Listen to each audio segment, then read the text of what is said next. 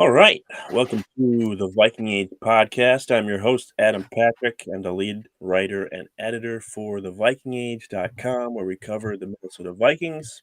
Typically, I'm joined by Chris Shad, but he is busy right now, I believe, covering some entertaining high school basketball in South Dakota. So, in his place to help us talk about all the things that the Vikings have been doing in free agency this week is Mr. Thor Nystrom of, I believe, Fantasy Pros right now. He also had a podcast on Score North during the season, and I believe he still makes some appearances on Purple Daily talking about the draft. So welcome, Thor. Thanks, Adam. Good to be with you. Excited to talk about some Vikings and get out of this cold for a little bit. We had the snow, now we have the rain. We're vacillating between the two, but excited to talk about the Vikings. Been a busy couple weeks for the Vikes. Yeah, busy last few days. I don't know if people thought they were going to make as many moves as they did, but they've been pleasantly, I would say, pleasantly busy. So we'll just get right into it. So far, the Vikings have signed tight end Josh Oliver. This is new free agents. We'll talk about the retained players in a bit. But so far, the new players that they've signed are tight end Josh Oliver, formerly of the Ravens, pass rusher Marcus Davenport, formerly of the Saints, and cornerback Byron Murphy, formerly of the Cardinals. The Vikings reportedly signed Davenport to a one-year deal worth $13 million, and they reportedly signed Murphy to a two-year deal worth $17.5 million. Now, Chris and I talked about Josh Oliver on Monday, so I kind of wanted to focus more on Davenport and Murphy today. But looking at these signings, these players, they're not really that old. These are shorter deals. But what do you believe these signings maybe say about the Vikings' plans for at least the upcoming season? Yeah, I think on both sides of the ball, you get a clear indication of their plans, both based on the guys that they're moving on from and then the guys that they're bringing in. But the two defensive acquisitions, I think those have Brian Flores' fingerprints all over them. Those and then the guys they got rid of. We expected the thing with Patrick Peterson, right? Because you're going to have way more man responsibilities and being on an island responsibilities with Flores than you were with Ed Donatell. So you assume that Peterson was going to be out the door. The Dantzler one was a little bit more of a surprise, but when you consider the fact that Dantzler is not very good in man coverage, he's more of your silo type, silo in Was he good in coverage too? What's that? Was he good in zone coverage too? Because I don't think better than in man. We'll put it that way. And obviously he would have been asked to do more man responsibilities with Flores. So it made more sense when you thought about it through that purview. And then talking about the free agent acquisitions, those all seem Flores based as well. Davenport, to me, the book on him coming out was he was a north-south speed to power freight train coming out of UTSA. And the thing that you were wondering about is like, do you have the fully fleshed out game? And then if there's an offensive tackle that can anchor against that power, that north-south power and the north-south speed, does he have counter moves and can he get side to side to evade? Those are the things, but you knew that he had that special sauce thing. And you've seen that in the NFL when he's been on the field. 2 years ago, or season before last, 2021, Davenport was awesome in his per snap, whatever.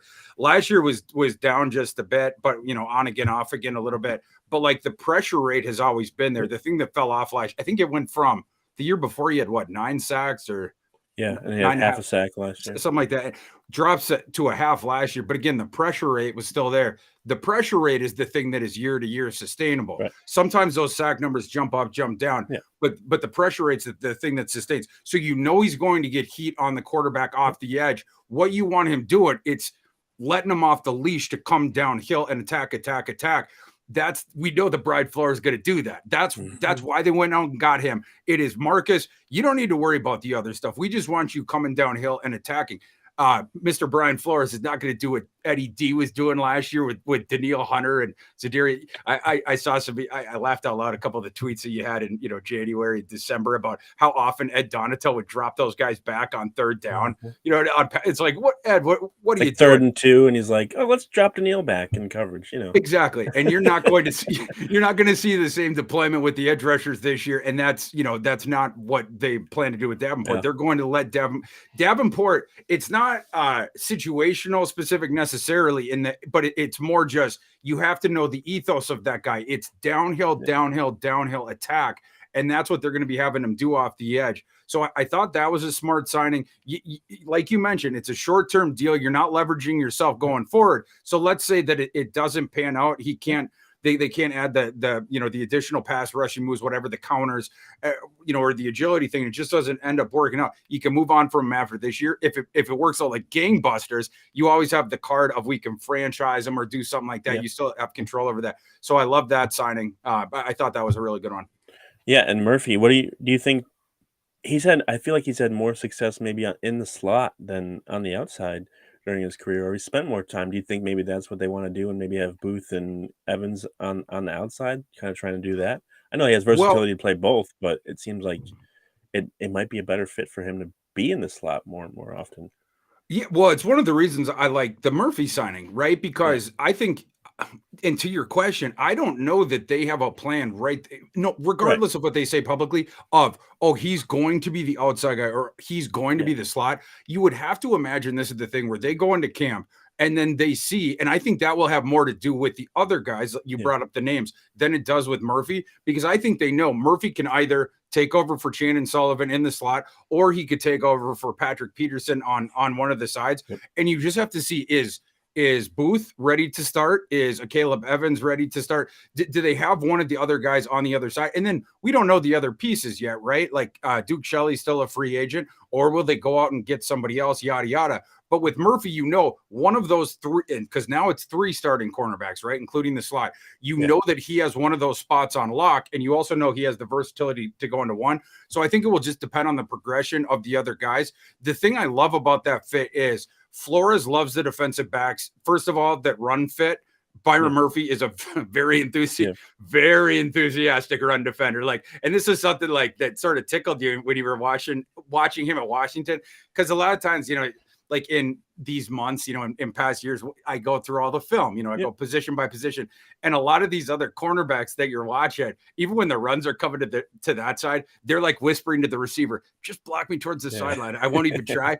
But Byron Murphy's like, F that. He's trying to shed and he's trying to get downhill and he wants to stick his shoulder into the running back. So you're going to get that. That will play up even more in the slot because obviously you're closer to the box. There's more runs coming that away. But either way, it's going to play. And then the other thing he was good at in Washington, and we've seen this in the NFL as well with Arizona, of if you send him as a blitzer, he's very skilled at that. And it's another yeah, thing that it's sort of work that he takes to. He likes attacking downhill and stuff like that. So all that stuff is really good fits. And he is a solid cornerback. So that part of it is too. The one question I have, this is really the only question I have, is at Washington, they played a ton of zone. That's just what they did under right, Peterson and then Jimmy Lake. So it was a lot of zone concepts. I know that kid's really good in zone. And I also know that Flores uses some zone, yeah, but Flores uses way more man coverage yeah, and leaving the guy on an island than Ed Donatel. Ed Donatel almost never did that with his cornerbacks. So it'll be interesting to see in the man concepts, especially if Murphy's on the outside. And when Flores starts to do that crazy stuff he was doing with the Dolphins and with the Patriots as well before that, of sending 7 guys or whatever, 8 sometimes, you send the house. When you put Byron Murphy back in man coverage on an island, is he yeah. on the outside? If he's against a stud, is he going to be able to stay with him? That is my only question. Every other thing about it just fits totally. And you get him at the correct price point. Yeah. That's not us talking. All the national media was calling that signing a steal at the price point Yep. they got him right when it came. Yeah, and I think the Vikings are just hoping that, Davenport can get there quicker before the quarterback can even throw the ball in Murphy's direction. Which I'll even throw Josh Oliver in there, but like of the new additions that the Vikings have added so far, which one do you think has the chance to make the biggest impact in 2023? Well, I probably have to say Murphy for that question, just because when you go from having, what did the NFL's like 5 worst, quarterback rooms Yeah. or whatever, and now you're adding Murphy, like that's actually a legit dude, right? So Yep. and he has all this diverse skill set, and his skill set, a lot of it, there's a couple of those things that I mentioned that we'll have to see on, but a lot of that skill set is tailor made for what Brian Flores does. So just in terms of the upgrade, the difference between what you're going to get from him and then the guys you otherwise would have had, that's why I'm going with him. But I think probably Davenport has the biggest upside, right? Because Yeah. to me, Davenport's always been the guy. He's like Adam, teenage pitcher, and he's in high school, and the kid can Yeah. already throw over 90 miles per Yeah. hour. so he never had to learn how to throw the changeup, the breaking ball, whatever. He just, flamethrower. But then as you go up in the level, you go to college, then you go into the minor leagues, whatever. It's like, yeah, you're going to need to develop a couple pitches, because even though your fastball is awesome, if guys can just sit dead red on that, they're going to square that thing up and they're going to start smacking you all over the yard. It's the same thing with Marcus Davenport. He's always had that enormous heater in that freight train thing I'm talking about, the north-south speed to power aspect of his game. Because of that, the offensive tackles have to sit back because they're already waiting back. They know he's coming off the line super quick. They know he's gonna send on him quick, get his hands on him quick, and then try to get around him with that stuff. So they're sitting back and then trying to anchor on it as well. If you can just throw in those counters or have a different initial plan where if they're sitting back too much on their heels initially, you can give them the fake to the outside and then you can loop back inside, different stuff like that. That's how his game could really jump up. So in terms of upside for that question, I'd say Davenport. Yeah, I'm just thinking in my head when you were saying that, I'm like, can you imagine if he was able to work with someone like Andre Patterson, who was just notorious for developing guys like Everson Griffin, Daniil Hunter, all those guys, and he would have been just Andre Patterson would have been in heaven just working with someone like Davenport, which he could still do well. I think Flores is probably going to make life actually probably pretty easy for him if he's blitzing 6 or 7 guys. And he's probably just gonna be like, okay, just hit this hole as fast as you can. So I think that'll be very interesting to see. All right, so those are the new additions, but most of the Vikings activity and free agency so far has been bringing guys back that were on the team last year. That obviously they're not bringing back Thielen, they're not bringing back Kendricks. They did just do a contract restructure with Harrison Smith today to free up almost $7 million in cap space, so he will be back in 2023. We're still waiting on Zadarius Smith and Dalvin Cook to see what they're going to do with those guys. But so far, in the last few days, the Vikings have re-signed, let's see, there's just a bunch. Quarterback Nick Mullins, center Garrett Bradbury, tight end Ben Ellefson, pass rusher Kenny Willekes. I think, at least from my memory from how it was pronounced in college. Kenny Willekes. Tomato. Yeah. Kicker Greg Joseph, long snapper Andrew DePaula.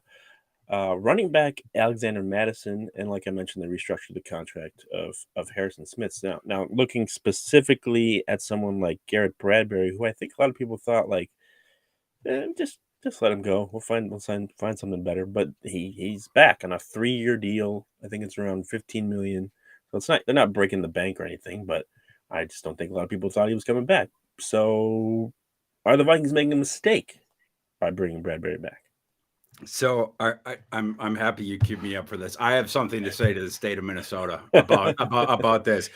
No one has been more frustrated with especially the early seasons Garrett Bradbury than Thor. I like the times where he just gets ragdolled. Or I had a joke on Twitter about how Garrett Bradbury spends more time in Kirk Cousins' lap than his infant children. Oh, wow.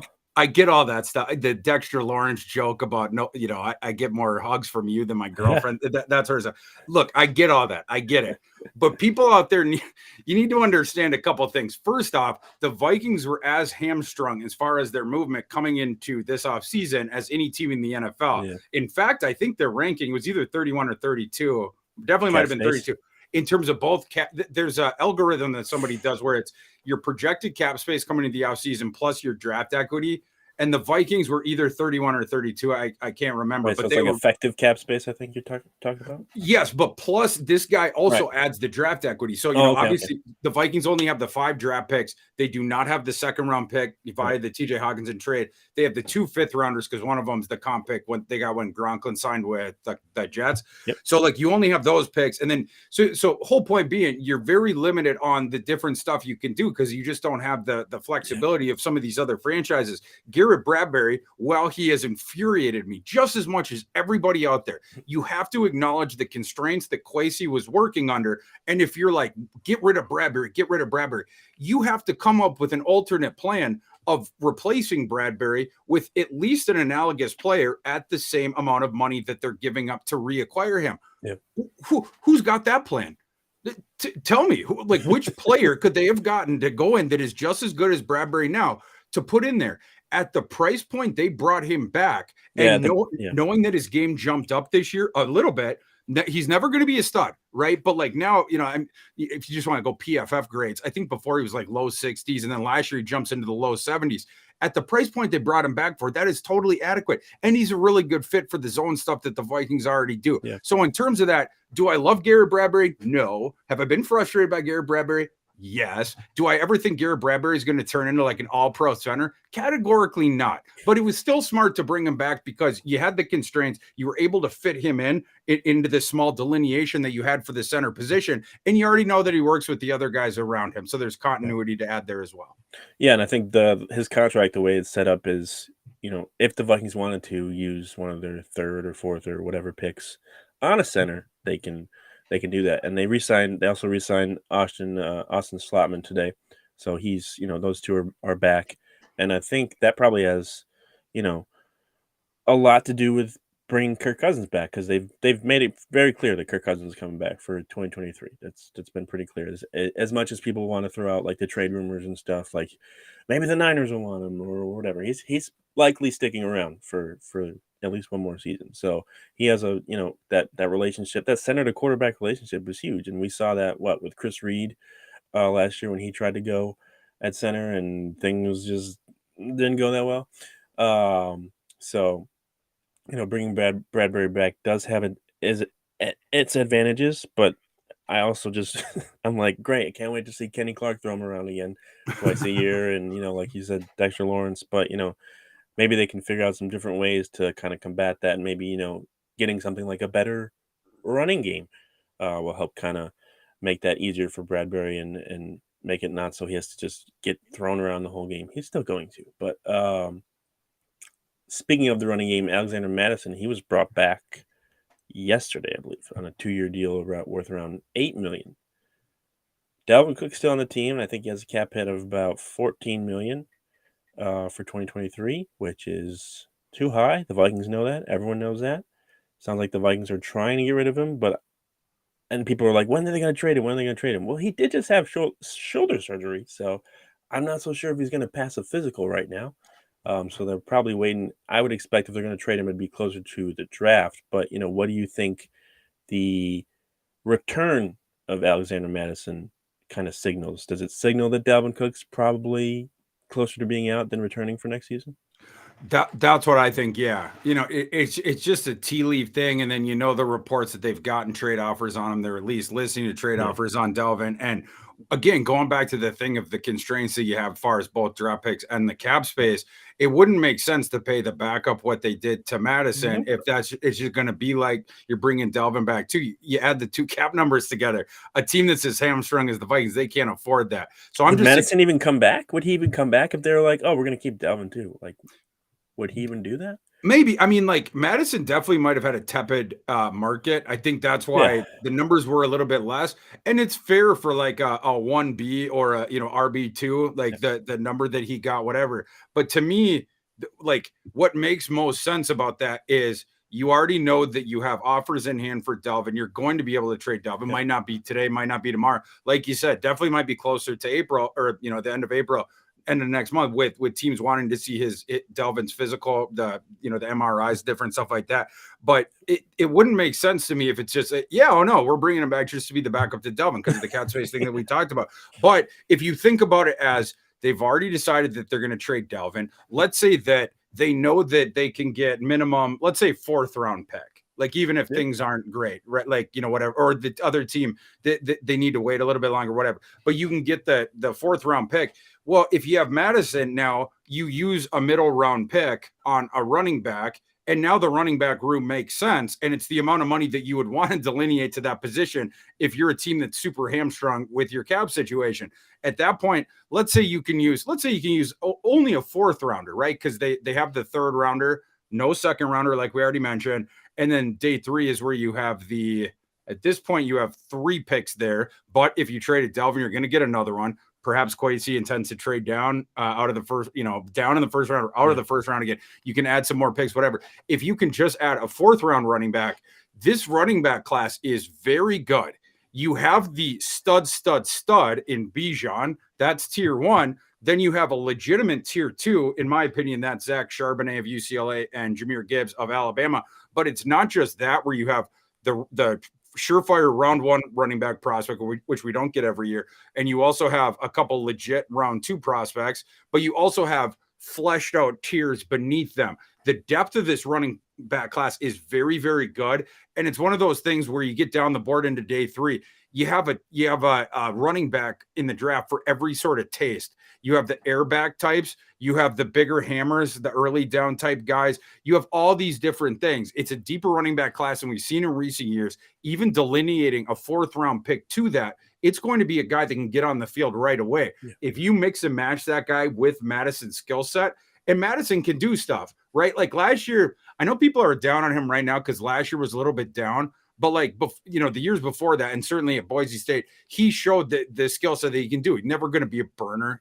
He's a bit of a plotter, but he's sort of like the body type thing. It's not going to work quite as well, but like, it's sort of like for Vikings fans, like Leroy Horde plus a bit of a receiving utility. Yeah. The Leroy Horde thing of if you need 1 yard, I'll get you 3 yards. If you need 5 yards, I'll get you 3 yards. Yeah. So, sort of like Madison. He's reliable in terms of that, but then also you get the soft hands and stuff like that, the utility out of the backfield. You just don't get the explosive plays. What kind of a back could they pick in round 4, maybe even round 5, they could complement with him when you're also thinking about Ty Chandler mixing in there? I think they could, and Nwangu, I don't know if he could get up into that rotation right away, but just those 3 guys, I think that they're going to be able to mix and match as far as thinking about these different prospects of which running back prospect in this very deep class in, say, round 4, could we get that could complement the skill sets of the other 2 guys really well? I think they're going to be able to do that and cobble together a backfield that maybe not quite as effective as last year, Delvin, but definitely not too far off. And for the money would be an upgrade when you're adding the 2 things together. Yeah, as you were talking, in my head, I'm like, what if they trade Dalvin and they draft Bijan Robinson? I'm like, would Kwesi do that? And then you're talking about the depth of the class. I'm like, nah, that would be stupid.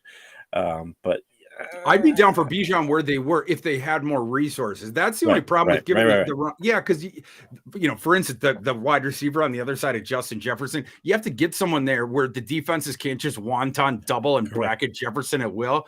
So they need that other receiver. Obviously, you've moved on from Thielen, and then other positions is defensive positions where whatever delineate that. But I think on the cheap they can cobble this thing together, even if and when they trade Dalvin Cook. Yeah, I think I'm going to be very surprised if they stay at 23 and if they actually even have a pick in the first round, because I think Kwesi is either going to trade to the very bottom of the first round or he's going to try to get into the first part of the second round and get some more picks, because after what we saw last year of him just what do you have? He's like doing a Rick Spielman impression. They had like 10 trades, and everyone's like, "What are you doing?" We're like, "We thought we got rid of this," but no. But yeah, Madison's coming back. Ty Chandler, like look at someone like Isaiah Pacheco, drafted in the 7th round last year. Yep. Chiefs, helped them win the Super Bowl. Like, you're going to be able to find somebody. It's been that way for years, and I'm pretty sure this current regime realizes that they don't have to pay top dollar to get good production out of a running back, and even just having one running back, it's just not how it goes in the NFL anymore. It's more common to have that committee, and I think that's what they're probably leaning towards, to just keep guys more fresh. All right, last topic on the guys that they just brought back. I think this was a little surprising. They brought back Greg Joseph. It's a 1-year deal. It's only $2 million. Can probably move on from him still. But he missed 13 kicks last year. That's not good. I think he was like 27th in field goal percentage. He made some clutch kicks. I will give him that. But he missed a bunch too. And we know the relationship the Vikings fans have with kickers. I think Matt Gay was like probably the top free agent this year, and he signed with like the Colts or something. So I think maybe as soon as he went off the board, the Vikings were like, all right, we got to bring Joseph back. But do you believe that Greg Joseph will open the 2023 season as the Vikings starting kicker, or do you think they'll draft someone, sign an unsigned free agent, or even maybe sign someone before then to try and see what they can do? Yeah, I mean, they're going to bring in a camp competition guy, but I don't think it's going to be. They're not putting any more resources into that. So you're going to get the classic thing of, the 3rd or 4th best UDFA kicker. Who did they have last year? The Oklahoma kid. Oh, Gabe Bursich. Yeah, who had the 2nd best mustache at last year's combine behind Greg Dulcich. Those were the two top mustache guys. But yeah, they're going to sign somebody in exactly of Bursich's ilk, and then bring him in, whatever. But I think they're just conceding. We're giving Joseph the job. And like you bring up Gay. Matt Gay signs for the highest money in NFL history as a kicker. And like would the Vikings love to have Matt Gay? Would the Vikings love to have an all-pro center every year? Yes. Like you want the best player at every single position. But again, this is like a Tetris thing where you have to fit all the different pieces with the constraints that you have. And they just didn't have the cap room to go out and sign a better kicker. So they bring back Greg Joseph. I think it's a bit begrudgingly, and that they might have brought back Bradbury begrudgingly. Maybe even Madison begrudgingly, but they were guys that they knew that fit in their system that also fit within the price point that they needed to pay. And they're sticking with the theme because Madison is around 25, Bradbury is around 25. It seems to be the theme of most of the signings that Kwesi's made this offseason, except for the restructure of Harrison Smith, who's 90 now, going on his 70th season in the NFL. No, 12th, I believe now. He started in 2012, and I think he's 34. So he's up there, but he's like I was looking at his, because I was writing about him today because of the restructure, and I was looking at his PFF grades, and like 3 of the last 4 years, he was in like the top 15 for safeties, and then last year he was like 39. I'm like, I can't believe that has more to do with his actual play than it did more of the scheme. So I'm like, I'm going to give him a pass for that one because pretty much everyone sucked at Dontel, and it wasn't really in their control. But yeah, so they brought back all those guys, and the other pretty interesting thing that the Vikings did this week was execute a cap conversion to Kirk Cousins' contract. This is not an extension. They added some void years, but this is not extending Kirk Cousins. They created more than $16 million in cap space this year by shuffling some of his remaining money around, which also did increase the amount of dead cap Minnesota will be left over with next year in 2024 if Cousins is no longer on the team. This might not have been their first choice, but they're also currently scheduled to have more than almost $100 million in cap space, if not more, next year. So they probably figured, okay, we can handle this, whatever, we'll figure it out. But with this cap conversion and currently no contract extension in place for Kirk Cousins, what do you think this move tells us about Cousins' future with the Vikings? Well, if nothing else, and this is just straightforward, this is not an interpretation, it indicates a lack of desire to extend him. And I certainly support that decision.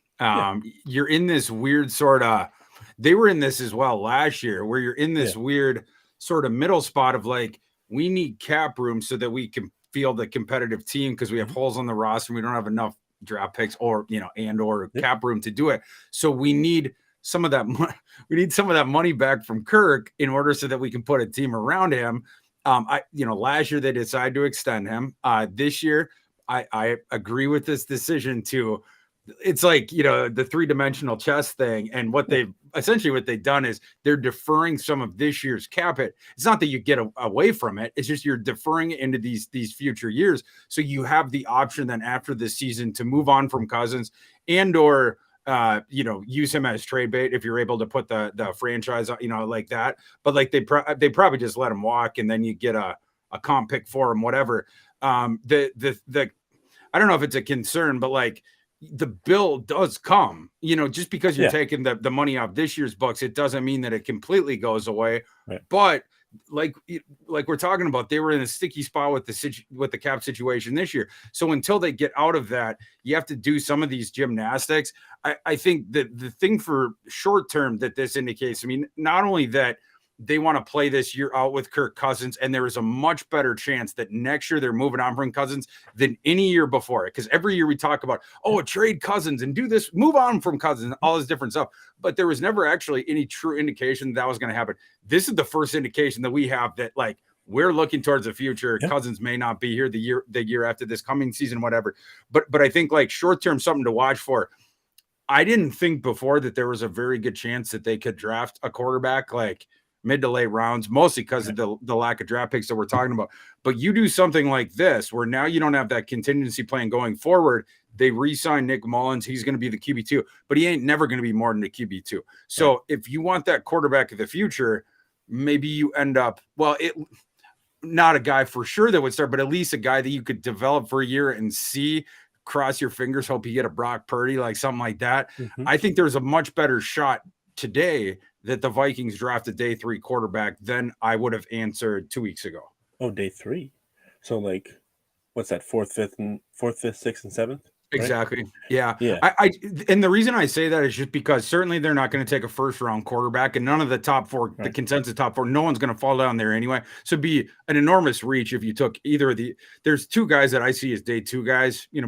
Top 4 I'm talking about just for people that it's Bryce Young, CJ Stroud, Anthony Richardson, and Will Levis, and then so you have that tier right there. Those guys actually may end up being picks 1, 2, 3, 4. All that it requires at this point is the Cardinals to trade. Cardinals trade with the Raiders. You're getting 4 quarterbacks with the first 4 picks. They should. They need everything. This is what it is. So. Exactly. But like, after that, you have this drop where you're not going to see a quarterback drafted again until Friday night. And the 2 guys that I think are going on day 2, it's Hendon Hooker of Tennessee. Yep. And then the guy that I actually rank slightly above him, Stanford's Tanner McKee. I think you're going to see those 2 guys. I don't think another quarterback is even getting into round 3, because after that you have another drop, and then you're down in the range of like Jake Haener, Aiden O'Connell, like different guys like that, where it's and then some guys that I don't like at all that I hope the Vikings don't end up with. Jaron Hall at BYU, I don't like him. Don't like Max Dugan at TCU, like some of those guys. But anyhow, those guys are all day 3 guys. I don't think the Vikings right now, they only have the one later round 3 pick. They don't have a round 2 pick. So in order to get in the range for either Hooker or McKee, like I don't know that either of them gets to their 3rd round pick. So that's where you'd have to have the trade down thing. The math of it just doesn't make sense to me personally. I think what would be more plausible is a day 3 pick, whether it's the 4th round, 5th round, something like that. And there are guys in there that you can take that you can at least sort of not project as a Brock Purdy, but project as a guy that you can bring in that can run your system, isn't going to make mistakes, will have physical limitations that led to him dropping to that point. But like, for instance, Jake Haener from Fresno State, his game is not too dissimilar from Brock Purdy himself. Does that mean he's Brock Purdy? No, nobody knew. If people knew that Brock Purdy's Brock Purdy, he wouldn't have been the last friggin' pick in the last draft. Brock Purdy would have gone undrafted were it not for the San Francisco 49ers. The other 31 NFL teams said this kid's not draftable. But like, Jake Haener has the skill set that's closest to him. And the guy that I would advocate for on day 3, and I'm not just saying this because it will be so damn cute if it happens, is Aiden O'Connell of Purdue. Because then you'd have the Kevin O'Connell, Aiden O'Connell, you'd have the learning tree. O'Connell's putting his arm around O'Connell. It'd be like the the son he never had there, the teaching of the quarterback thing. But Aiden O'Connell, it's not just the last name thing. I actually have him as quarterback 7. So I have him behind, like I talked about the tier, and then I have O'Connell as the next guy. There is a drop there, of course. Aiden O'Connell, it's like who's on first with all these O'Connells. But Aiden O'Connell, like, there's aspects of his game that I think the Vikings would be attracted to. He's not quite as like Jake Haener's not a great athlete, but he can at least move around a little bit, throw on the run, whatnot. Aiden O'Connell's more set in the pocket, but Aiden O'Connell of those guys past the top 6, he is the most technically refined of them. And I'm not even sure that it's close. Aiden O'Connell had gone to Purdue and he walked onto the team. And then he was on this team where Jeff Brom was the coach. And Jeff Brom, for people that don't know Jeff Brom, former quarterback, he was the guy that he has all these famous quotes when he was playing in the XFL. Because like one week he got concussed on this, just the nastiest hit you'll ever see. And then he's back the next week playing. And he's like, do I have a pulse? And is this the XFL? Was he Aaron Rodgers coach at Cal? Is that the same guy? Or is that somebody else? Brom, maybe. Maybe that's that's a deep cut going back. I don't know if he was at Cal back then. Maybe he might have been, but like, but yeah, like at Purdue, like basically Brom, and his brother Brian. That's one connection with Aaron Rodgers is the Brian Brom, Aaron Rodgers thing. I don't know if Jeff he could. I'd have to look back on that. But Jeff Brom, he was this 6'3" pocket passer guy, didn't move around a ton, but he was super technically refined, and he passed all that stuff on to Aiden O'Connell. Aiden O'Connell basically just saw this see it, pitch it kind of guy, where again, a lot of the reason that this is something you even harp on is you watch a lot of these other kids' tape, or you observe them when you're down in Mobile. they don't have, like, even when they've been taught, like, hey, Jaron Hall, you're going to be more accurate when your shoulders are squared to the target, and when you're sort of perpendicular going up and down, and then you distribute your weight and whatnot. But like, even though you teach the kid over and over and over and over again, and he can understand, when the bullets start flying, there's some, they just, it eschews the whole thing. Like Jaron Hall, you will never get him to marry his top half to his lower half. There's a lot of times where he's not throwing with his feet set. A lot of times where he's throwing from these crazy arm angles. Will Levis is an example of a guy, he doesn't even need pressure in his face to just totally eschew the mechanics. He knows better. He just can't help himself. Like, he'll just be there like that, and he'll just flick the thing.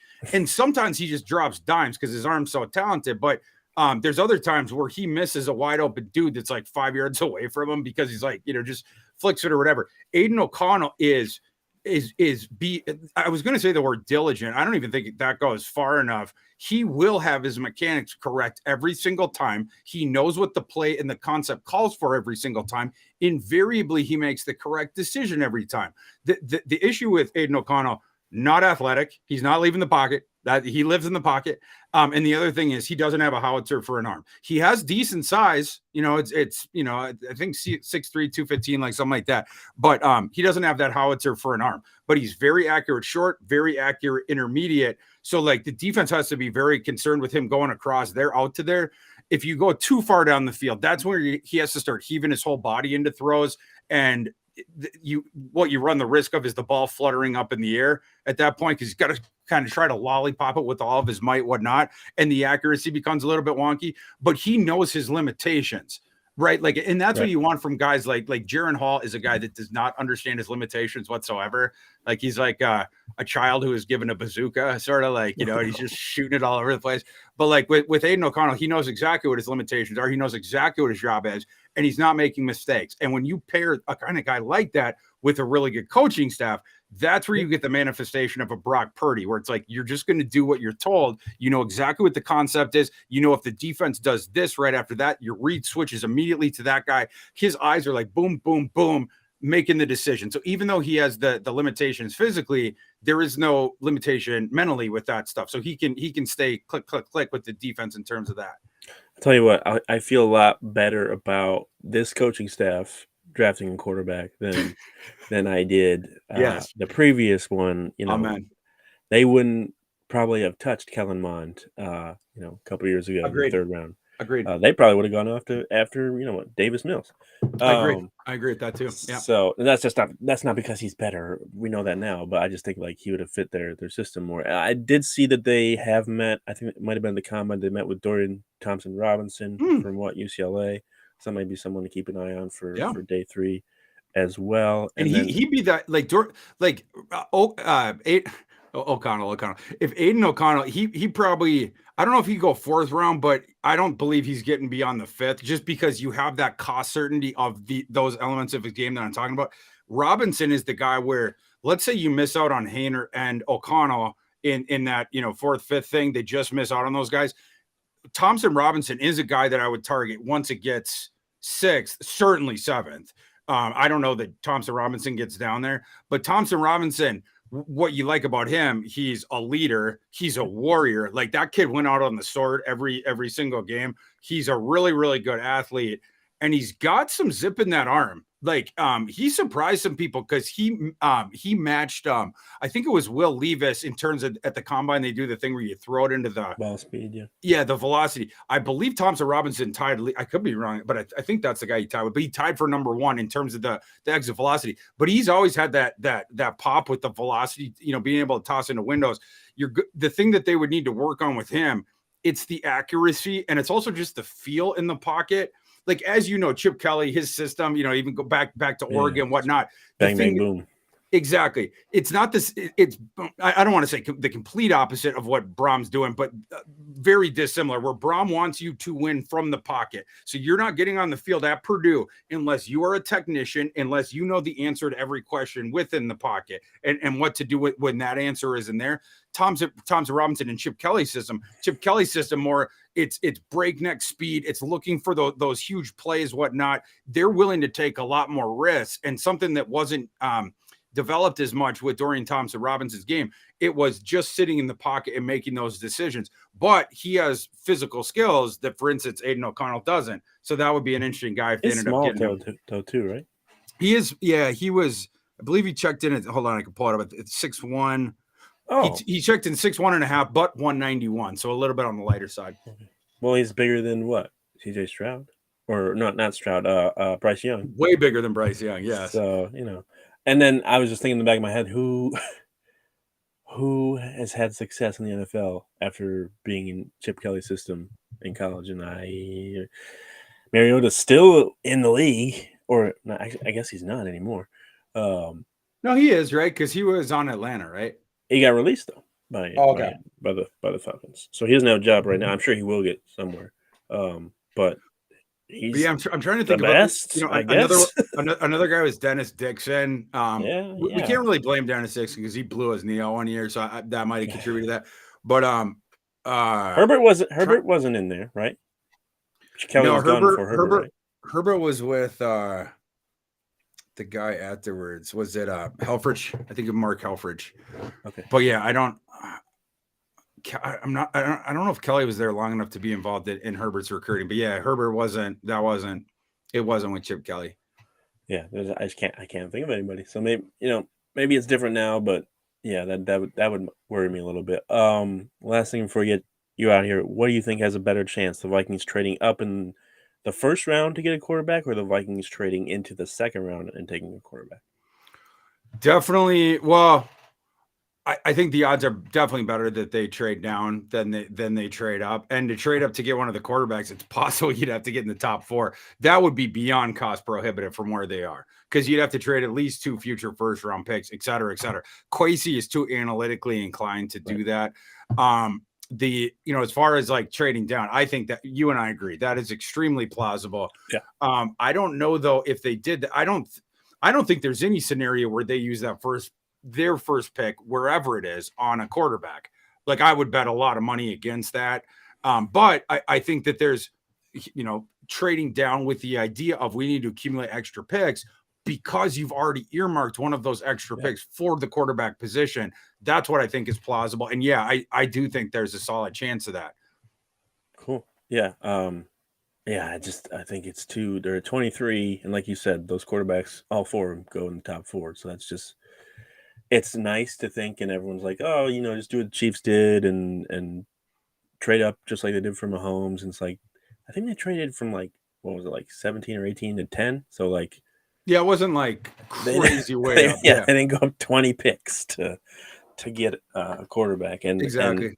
And if you're doing that, teams know what you're doing, and they're going to try and take advantage of it. And Kwesi, I think, is smart enough to not get taken advantage of. But I think that, like you said, it's too far unless they somehow get. I don't even know who they could trade. They don't have anyone to trade for a first round pick unless it's like Danielle Hunter. I don't even know if he would get one because of his contract right now or whatever. I guess Justin Jefferson or Christian Darrisaw will definitely get you first round picks, but they're not going anywhere. If they trade one of those 2 guys, I'm moving out of Minnesota. I've lived here all my life. I'll be leaving then. So I'll follow Justin wherever he goes. Yeah. So I don't think that's going to happen, unfortunately. But I still think it'll be exciting. I think there's going to be a lot of trades and stuff, and who knows what they could do still in free agency as far as trades and signing guys and stuff. So lots of excitement still playing this offseason. There's lots of stuff going on. That's going to be it for today. Thor, thanks for joining. Where can people find your stuff? Because you're all over the place these days. You can find me on Twitter at ThorKU. You can find my written content and stuff like that, and a lot of shows now. I have an NFL draft show every Tuesday for Fantasy Pros and Betting Pros. And then also you mentioned Score North. I do did a twice weekly show in the fall. Now we're doing a once weekly draft specific Viking show that is on every Tuesday. It comes out early afternoon. So super fun doing that with Phil and Judd and Declan and the whole crew. Lots of I think I listened to the last episode. Lots of pushing of the football button Oh yeah, with all those terms in there, lots of that. So yeah, oh good. and we jump into the weeds, and we can Oh go yeah, position by position and scheme fits, and like oh yeah, if you love Vikings minutia and oh draft yeah, related minutia stuff like that, check that show out. yeah, for sure. Check it out. Check out all his stuff. He does great work. But if you're watching this on YouTube, make sure to subscribe to our channel, like this video, follow the Viking Age on Twitter and Facebook, and the audio version of this podcast will be available in the morning on Spotify, Apple Podcasts, iHeart, wherever you get your podcasts. But until next time, I and Chris will probably be back for Monday, I'm thinking. So we will talk to you later. All right.